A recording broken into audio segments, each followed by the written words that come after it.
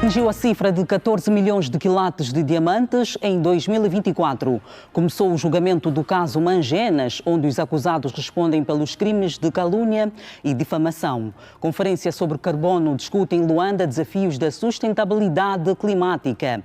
Autoridades francesas correm contra o tempo para recuperar joias perdidas no assalto ao Museu do Louvre. O Hoje Notícias já está no ar.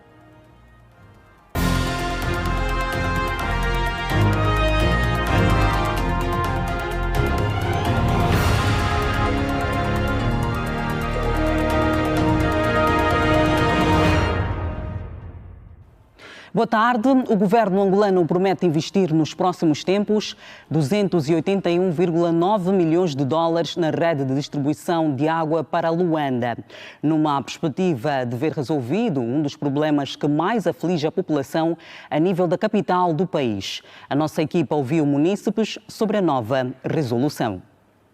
A rede de distribuição de água potável para Luanda está a ser expandida através de grandes projetos como Quilonga Grande e Ubita, que visam mais do que duplicar a capacidade de abastecimento e chegar a milhões de habitantes. Mais de 280 milhões de dólares serão investidos pelo governo angolano na rede de distribuição de água potável. Gaspar Gonçalves enaltece a iniciativa, mas apela que se faça fiscalização ao projeto para não cair no abandono como outros já implementados. O governo tem registrado vários projetos e aqui vai já a nossa felicitação em primeira mão, porque sabemos que a água é vida.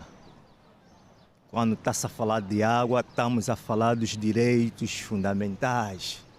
E aqui, portanto, pedimos mais uma vez a celeridade deste projeto, portanto, uma vez que é um valor muito avultado, portanto, deveria-se canalizar para outras situações, haver fiscalização, porque a grande questão não está no projeto em si. Há vários projetos, mas muitos dos projetos que já faliram. Tendo em conta a falta de água que a população carece, alguns munícipes acreditam ser elevado o valor em causa. Um lado vai ser benéfico para os munícipes de terem o saneamento básico em suas residências e é o mínimo a qualidade mínima de vida que se deve exercer a nossos munícipes, porque eles merecem.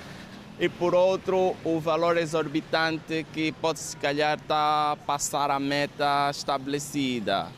Porque, vejamos, tínhamos problemas que com este dinheiro podemos resolver 2 problemas de uma única vez, né?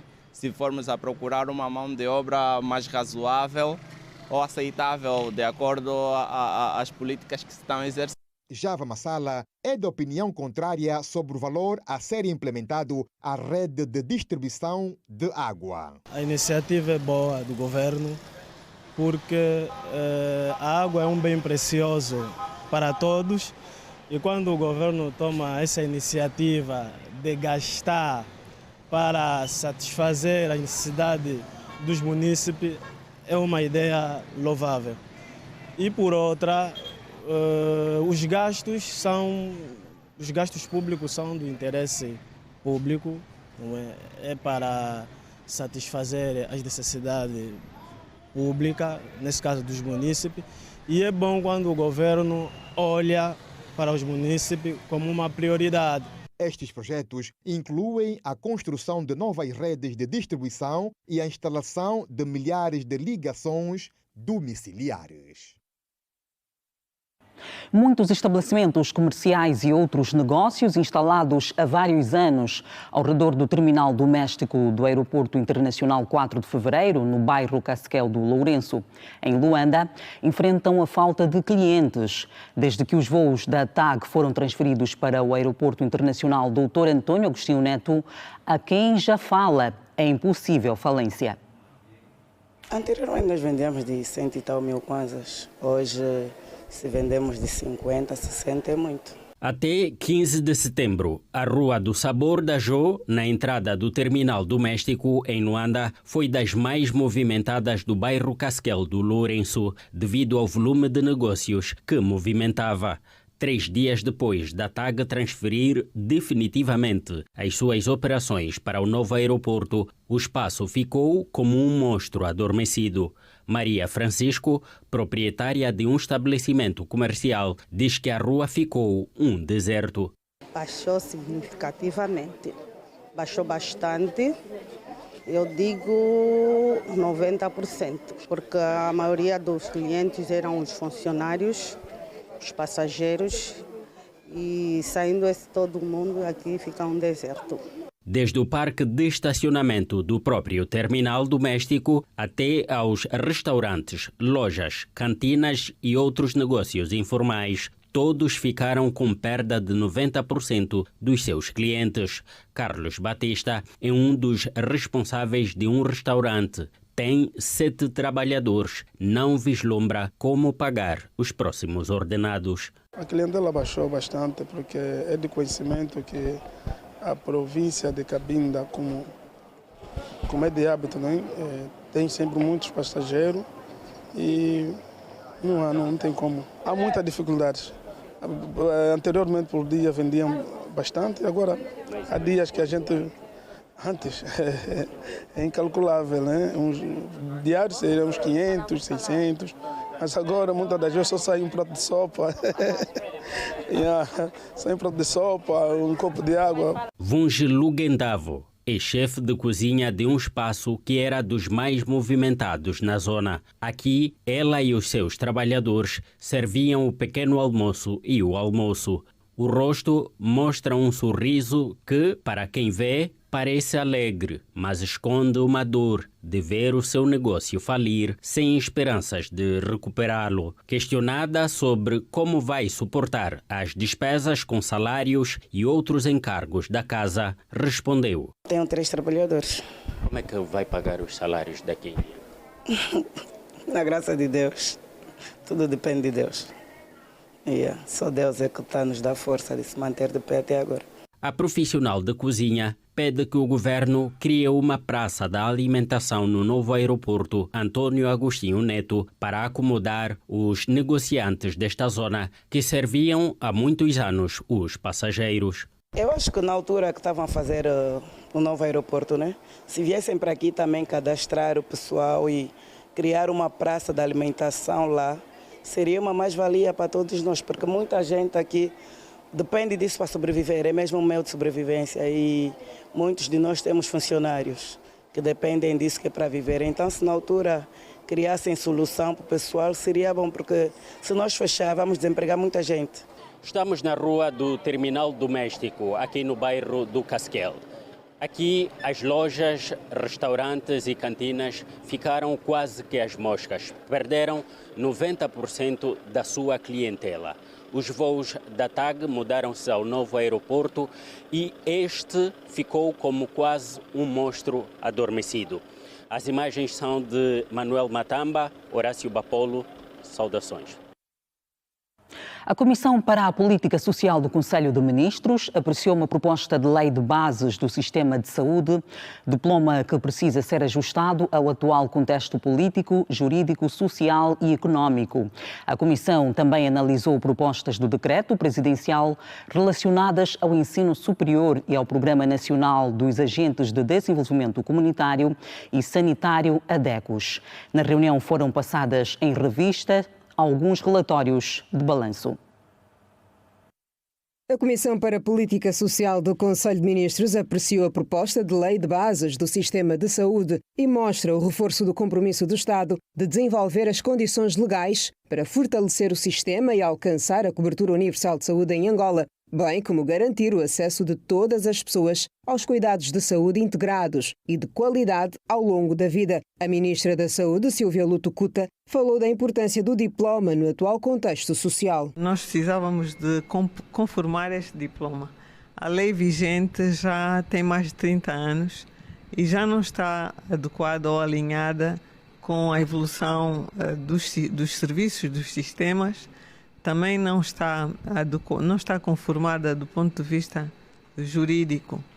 E por esta razão nós trouxemos esta nova lei para, de facto, termos aqui um instrumento que vai regular de forma transversal o nosso sistema, o nosso Serviço Nacional de Saúde e os sistemas nacionais de saúde. A Comissão para a Política Social apreciou também outros projetos do decreto presidencial. No setor do ensino superior, ciência, tecnologia e inovação, a Comissão para a Política Social apreciou um projeto de decreto presidencial que estabelece a alteração da reorganização da rede de instituições públicas de ensino superior. Porque a necessidade de alteração? Porque houve uma mudança de tipologia numa das instituições de ensino superior públicas, do BIE, que é a Escola Superior Pedagógica do BIE, que passou ao Instituto Superior de Educação do BIE. Então, daí a razão de o decreto presidencial que estabelece a reorganização das instituições de ensino superior públicas ter que sofrer uma alteração. Nesta terça-feira, a Comissão analisou também a lei que aprova o Programa Nacional de Agentes de Desenvolvimento Comunitário e Sanitários, ADECOS. De acordo com o diretor-geral do FAS, o país já tem 5.000 agentes comunitários. Também foi uma oportunidade para reafirmar o papel estratégico dos ADECOS, os Agentes de Desenvolvimento Comunitário e Sanitário. Nesse momento existem no país cerca de 5.000 ADECOS e há um esforço no sentido de cada vez mais valorizar o seu papel, regular a sua intervenção e aprimorar também a sua formação. A Comissão tomou conhecimento de relatórios de balanço de vários setores. Na saúde, destaque para o relatório de balanço da cólera, onde se observou um aumento de 85% no número de casos e um aumento também de 83% no número de óbitos no mês de setembro. Na área social, destaque para o relatório do progresso do Programa de Fortalecimento da Proteção Social, documento que espelha as ações desenvolvidas no âmbito do programa Coenda, com destaque para a continuidade dos cadastramentos dos agregados familiares e de pagamento de transferências sociais monetárias. Angola atingiu a cifra de 14 milhões de quilates em 2024. Os números foram divulgados hoje pelo Ministro dos Recursos Minerais, Petróleo e Gás, Diamantino Azevedo, durante a abertura da 3ª Conferência Internacional de Minas de Angola. Alberto Capitão, boa tarde. Este é um número satisfatório. Entretanto, espera-se mais para os próximos anos.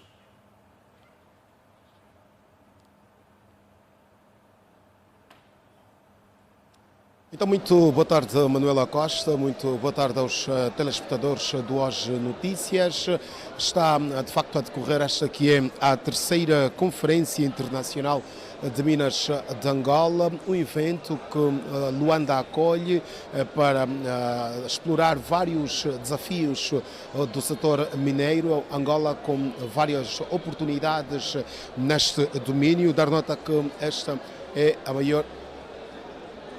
Esta que é o maior fórum de investimentos mineiro de Angola e uma das principais plataformas de diálogo económico do continente, promovida pelo Ministério dos Recursos Minerais, Petróleo e Gás. Dar nota também que esta conferência está a acolher operadores nacionais e internacionais, já que estamos diante de uma conferência que, a par dos debates, tem também uma vertente de exposição. Aliás, estamos mesmo no salão que acolhe os expositores desta 3ª edição da Conferência Internacional de Minas de Angola. A abertura do evento foi feita pelo Ministro dos Recursos Minerais, Petróleo e Gás, Diamantino Azevedo, que destacou o nível de produção de diamantes em Angola no ano de 2024, que atingiu 14 milhões de quilates, muito também pela produção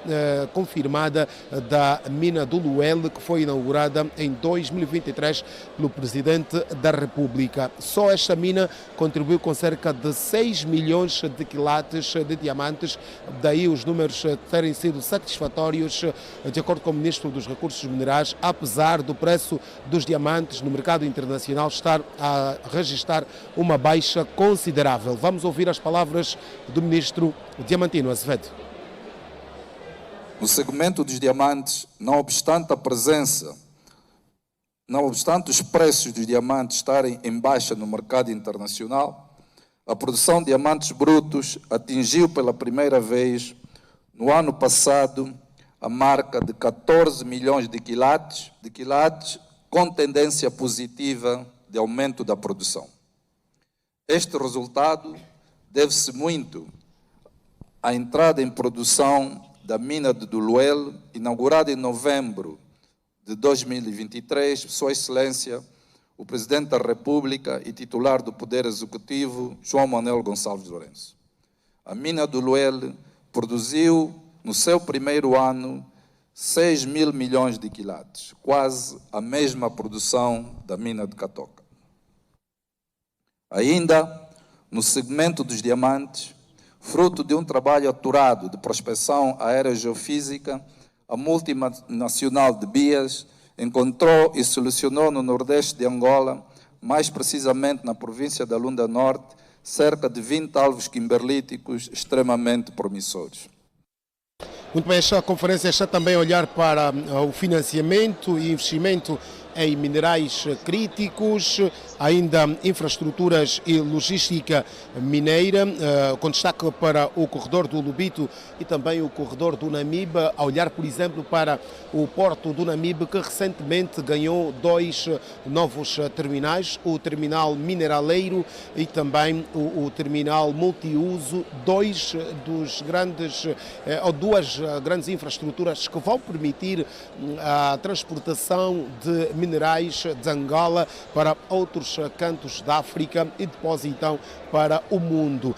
Também, em termos de temas, está em discussão a transição energética e a mineração responsável, a governança, a rastreabilidade e a transparência, bem como a formação técnica e capacitação nacional no domínio dos recursos minerais. O ministro Diamantino Azevedo lembrou aos participantes que Angola está a se preparar para construir a sua primeira fábrica de lapidação de ouro, bem como outros produtos do setor mineiro. Diamantino Azevedo disse que o setor mineiro é uma realidade em Angola e o nosso país tem muito para dar ainda neste domínio, aproveitando as oportunidades que o mundo oferece nos dias que correm.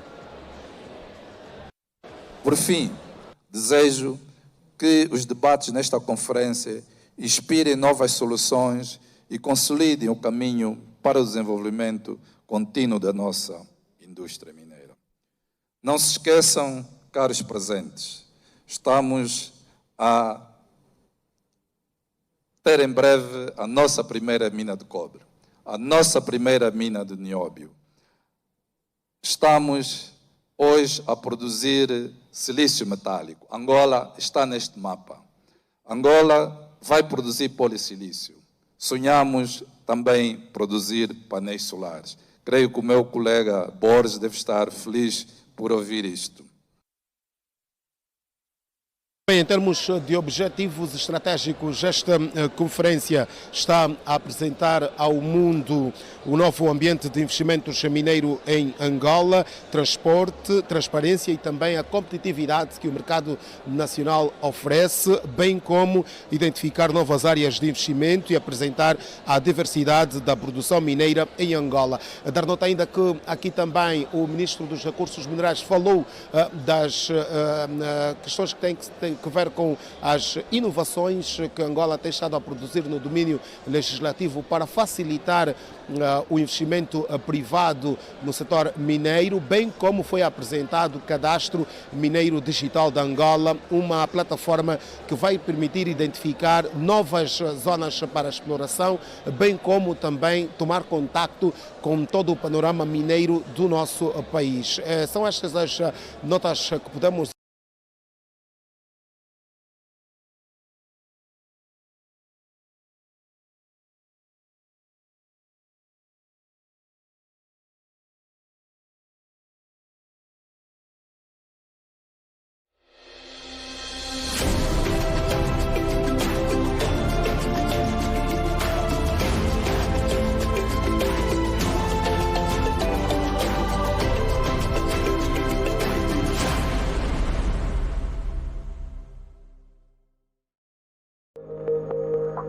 o espaço que se segue.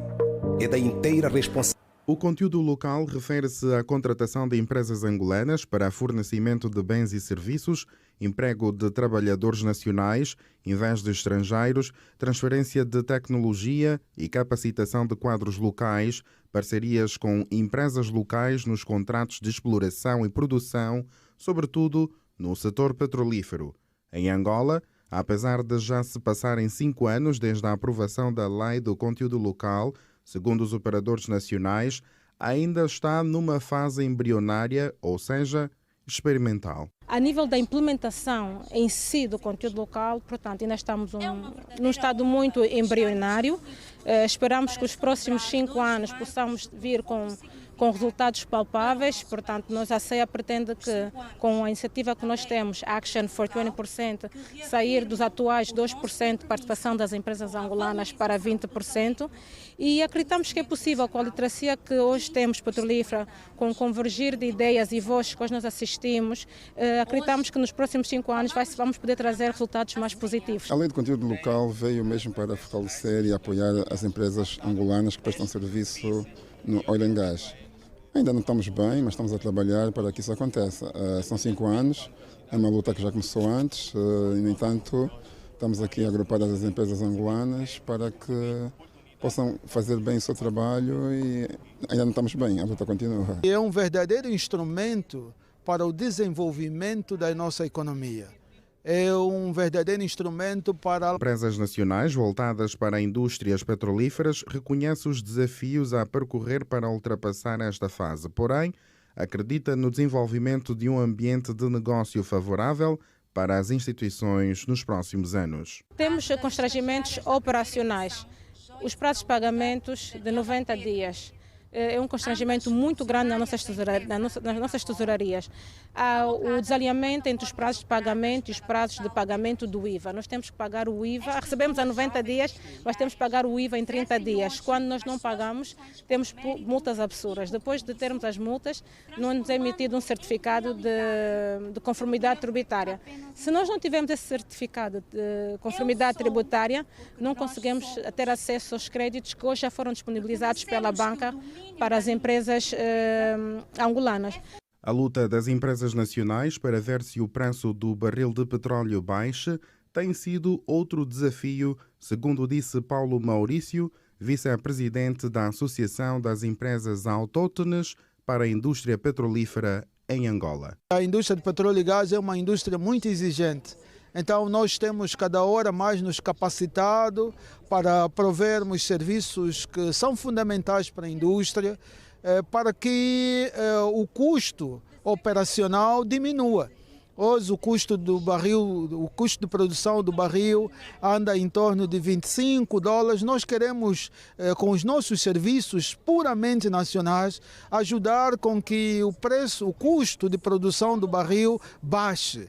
E baixando o custo de produção, mais receitas o governo vai ter para investir em setores fundamentais para o crescimento da nossa economia. A discussão sobre avanços e desafios dos 5 anos da Lei do Conteúdo Local teve lugar em Luanda e juntou individualidades do setor petrolífero, tanto do público bem como do privado.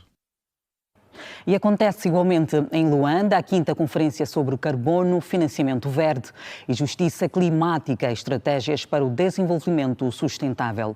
A intenção deste encontro é discutir os principais desafios e oportunidades relacionadas com a sustentabilidade, justiça climática e transição energética no país. Edna Firmino, boa tarde.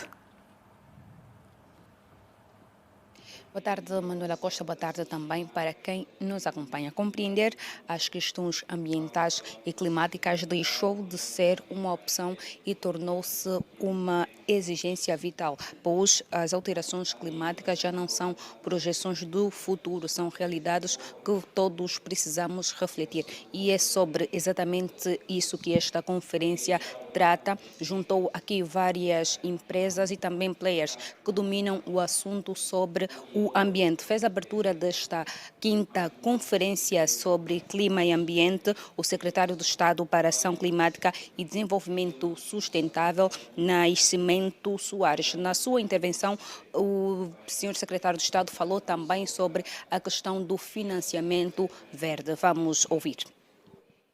A transição para a economia de baixo carbono representa uma oportunidade histórica. O carbono, durante décadas, associado a problemas, pode hoje fazer parte de uma solução, quando gerido de forma sustentável, transformando-se num ativo econômico e ecológico capaz de gerar emprego, atrair investimento e estimular a inovação. O Executivo angolano tem reforçado o seu compromisso com esta transição através de reformas estruturantes que criam bases para a implementação de um mercado nacional de carbono sustentado por mecanismos de mobilização e monitorização e reporte e verificação, MRV. Este processo permitirá valorizar os ecossistemas nacionais e mobilizar o financiamento climático para projetos de mitigação e adaptação. Nenhuma transição será possível sem o financiamento adequado. O financiamento verde é o motor que transforma os compromissos em resultados concretos. E é por isso, por meio dele, que podemos promover projetos de energias renováveis, fomentar a agricultura sustentável e melhorar a gestão dos resíduos e fortalecer também a resiliência das comunidades. Ouvimos o secretário de Estado para a Ação Climática e Desenvolvimento Sustentável, Nascimento Soares, assim está correto, que fez a abertura deste discurso, e esta conferência está seguida por vários painéis. Acompanhamos agora o segundo painel e outros que ainda virão durante o dia. Nós vamos continuar aqui a acompanhar esta conferência. Nos próximos serviços de informação da Rede Girassol levaremos outros dados. A partir de uma das unidades hoteleiras do país, despedem-se Edna Firmino e Josué Massuaco. Boa tarde. Boa tarde, Edna Firmino, e obrigada por estas informações. E daqui a pouco, corrida contra o tempo em França para recuperar joias perdidas no assalto ao Museu do Louvre. É depois do intervalo. Os Notícias volta já.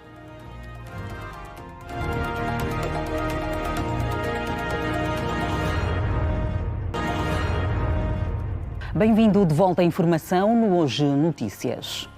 Começou hoje o Congresso Nacional das Artes, realizado pela União dos Artistas e Compositores. O evento acontece hoje e amanhã e junta diferentes artistas de todo o país. Um encontro. Boa tarde. Viva, muito boa tarde. Respondemos a partir do Royal Plaza Hotel, onde acontece o primeiro Congresso Nacional das Artes, um congresso que juntou aqui artistas e vários atores que atuam no setor das artes. O discurso de abertura deste congresso foi feito pelo Ministro da Cultura, Filipe Zau, está mesmo já aqui e já fala para a imprensa. Vamos ouvir. Um congresso onde os artistas todos têm a oportunidade de discutir as suas questões de forma horizontal e também cooperarem uns com os outros para futuras ações.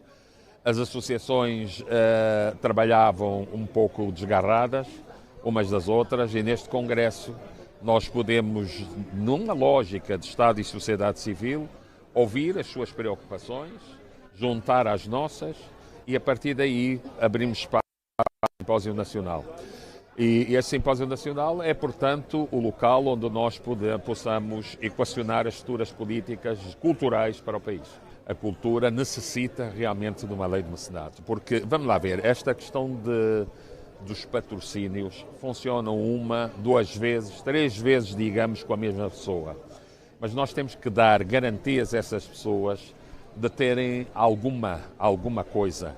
Se eles, através dos seus impostos, ficarem a ter menos contribuições porque estão a apoiar a cultura, é uma forma da cultura crescer, é uma forma de nós garantirmos empregabilidade para um maior número de artistas e é uma forma de eles se sentirem motivados como mecenas.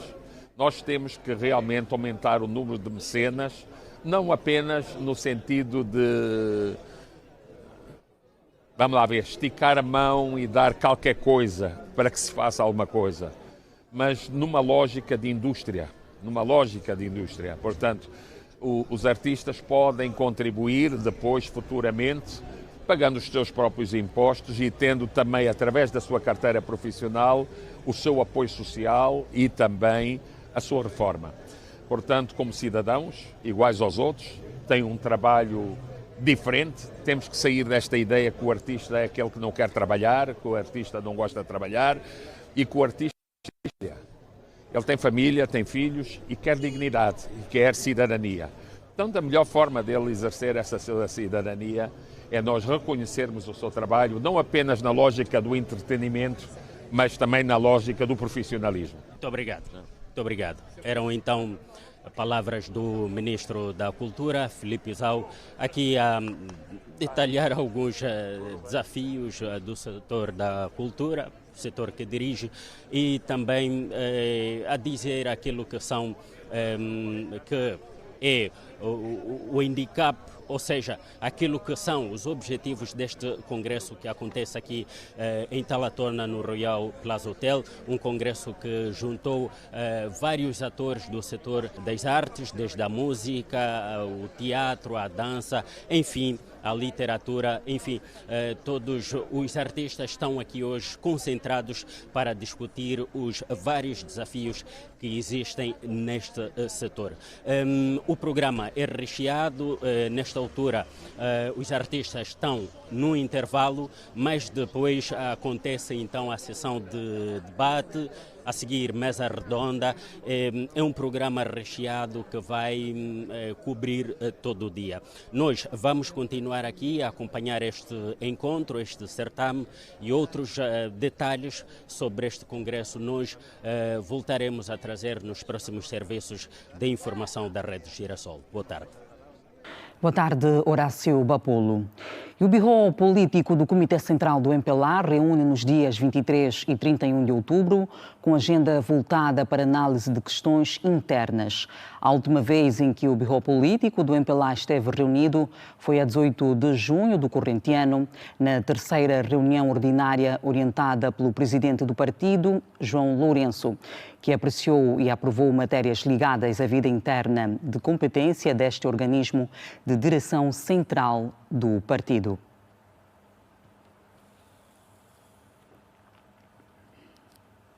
Rafael Massanga Sacaíta Savimbe formalizou a sua candidatura na corrida à liderança da UNITA no quadro da 14º Congresso Ordinário do Partido do Galo Negro. O filho do fundador da União Nacional para a Independência Total de Angola traz como base da sua candidatura o fortalecimento da UNITA como força política que deseja, marcado pela transparência, responsabilidade e respeito à dignidade nacional. Massanga Sacaíta Savimbe foi recebido em apoteose pelos militantes que apoiam a sua candidatura ao cadeirão máximo dos Maninhos. Para a Comissão de Mandatos do Galo Negro, a candidatura de Rafael Massanga Savimbe representa o fortalecimento da UNITA como força política, marcado pela transparência, responsabilidade e respeito à dignidade nacional. Esta candidatura não é apenas sobre a liderança partidária, é sobre a reconstrução moral e ética da política angolana. É sobre fortalecer o papel da UNITA como força política que sonha, propõe e inspira a governar com ética e valores, num compromisso distinto, marcado pela transparência, responsabilidade e respeito à dignidade nacional. E o pré-candidato à presidência da UNITA, Rafael Massanga Savimbe, considerou ser este o momento de contribuir para o fortalecimento do Partido Galo Negro e disputar ao que chamou de taco a taco com o MPLA as eleições de 2027. Este é o momento de eu dar a minha contribuição para que o nosso partido se unifique cada vez mais, se organize melhor e dispute taco a taco com o MPLA e vença as eleições. Olhe bem para mim e meço bem as minhas palavras. A minha entrada é para contribuir para que a UNITA assuma o poder político em 2027. Rafael Savimbe negou ter havido tentativa de sabotagem de sua candidatura e reafirmou que a UNITA sempre pautou pela democracia e que o seu partido não sairá dividido após os resultados do 14º Congresso Ordinário. Nós fizemos o nosso trabalho na normalidade e nós sabíamos que há timings e são estes que nós estamos a respeitar. Agora, que a comissão faça o seu trabalho e nós vamos trabalhar. Sabe alguma coisa? A UNITA é mesmo isso tudo. Nós estamos num processo democrático, é verdade, de aprendizagem, às vezes com altos e baixos, mas faz parte do processo democrático. E nós queremos aqui reafirmar a todos os angolanos, todos os militantes do partido, que este processo vai correr bem. O partido não vai sair fragmentado deste Congresso, mas pelo contrário, sairá mais unido, mais forte para disputarmos as eleições em 2027 e vencê-las. O resultado sobre a aceitação ou não da formalização de Rafael Massanga Savimbe como candidato à liderança da UNITA no quadro do 10º Congresso Ordinário dos Maninhos será conhecido entre os dias 23 e 24 deste mês. Os danos provocados pelo roubo de joias históricas no emblemático Museu do Louvre, ocorrido no domingo, foram estimados em 88 milhões de euros, informou a Procuradora de Paris. A Procuradora apelou aos assaltantes para não destruírem as peças, sublinhando que não lucrariam se tivessem a péssima ideia de derreter as joias.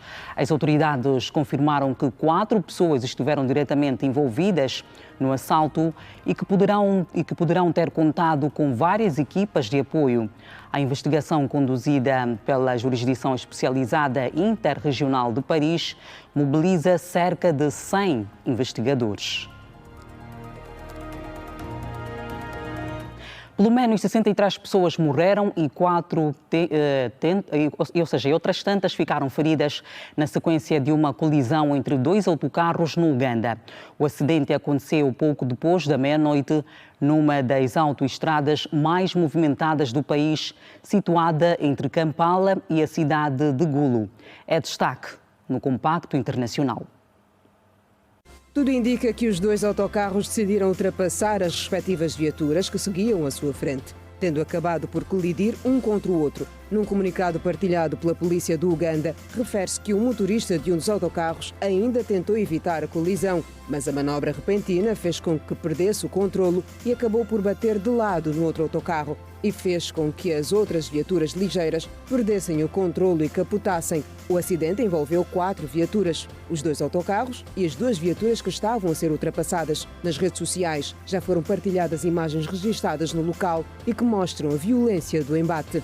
O presidente interino do Peru, José Heri, decretou o estado de emergência desde a meia-noite de hoje por um período de 30 dias em Lima, a capital do país, e também na província de Callao, para combater o crime organizado. Numa comunicação ao país transmitida pela televisão e pelas redes sociais, Heri afirmou que a criminalidade cresceu de forma desmedida e causou imenso sofrimento a milhares de famílias, além de prejudicar a economia nacional. As guerras ganham-se com as ações e não com as palavras, afirmou o presidente, sem acrescentar detalhes sobre as medidas contidas no estado de emergência que foi declarado pelo seu governo. O presidente norte-americano Donald Trump rejeitou hoje realizar uma reunião que chamou de inútil com seu homólogo russo Vladimir Putin, após o adiamento por tempo indeterminado da anunciada cimeira entre ambos em Budapeste sobre o conflito na Ucrânia. O presidente norte-americano insistiu também que a Rússia e a Ucrânia deveriam simplesmente retirar as suas tropas e acabar com o derramamento de sangue. Um responsável da Casa Branca afirmou na terça-feira que a cimeira entre Trump e Putin, anunciada na passada quinta-feira, não deverá ocorrer num futuro próximo. Segundo a mesma fonte, o encontro que estava agendado para acontecer em Budapeste, na Hungria, fica sem efeito. Nova pausa no jornal. Daqui a pouco regressamos com outras notícias. Volte connosco. Até já.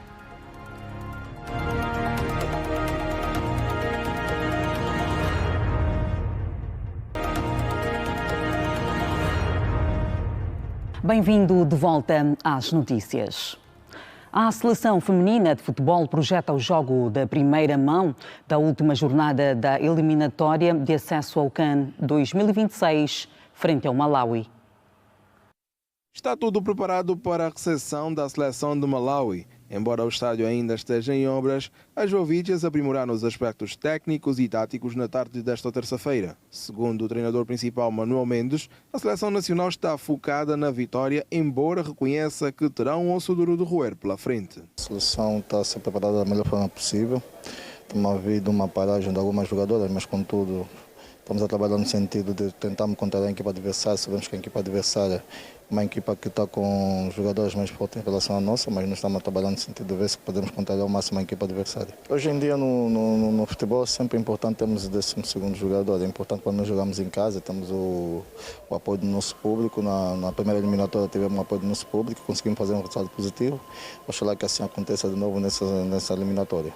E a avançada Patrícia Seteco mostrou-se com vontade para mais um embate, embora também considera complicado. Sabemos que o jogo não é fácil, é difícil, mas estamos a trabalhar para vencer, o grupo está bom e acredito que vamos vencer. Sabemos que é um adversário que tem um bom conjunto, tem uma boa equipa, mas nós estamos a trabalhar para poder parar esse conjunto. Também estamos a trabalhar e sabemos que para sermos grandes devemos jogar com os grandes. Embora esteja em obras, aqui o Estádio Nacional 11 de novembro será o palco desse duelo de apuramento ao CAN.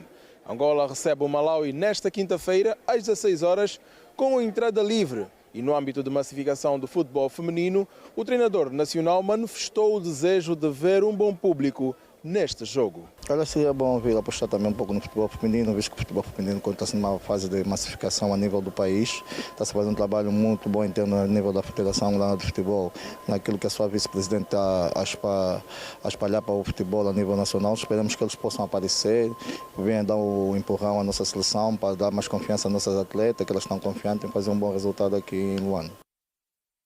O Barcelona goleou o Olympiacos da Grécia por 6-1, num jogo em que Fermín López fez um hat-trick. Já o Arsenal despachou o Atlético de Madrid por 4 bolas sem resposta, com bis de Goikers. Da NBA, o Oklahoma City Thunder começou a época com a mão direita, após triunfo frente ao Houston Rockets por 125-124. Ponto final nesta edição de quarta-feira. É sempre um prazer ter o carinho da sua audiência. Continuação de uma ótima tarde. Passe bem.